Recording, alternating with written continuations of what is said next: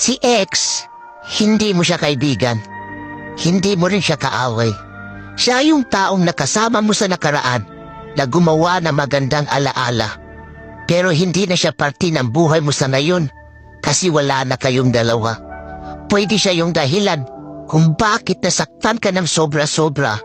Pero siya naman yung rason kung bakit marami kang natutunan sa pag-ibig. Kaya kung babalik man siya ulit sa buhay mo at magpaparamdam ulit, it's your choice.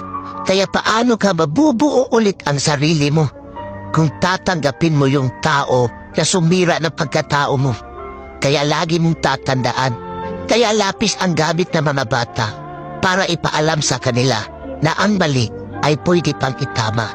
Kaya naman ballpen ang gamit natin para ipaalam sa atin na hindi na tayo bata, na para ulit-ulitin pa ang pagkakamali na hindi na natin kayang burahit.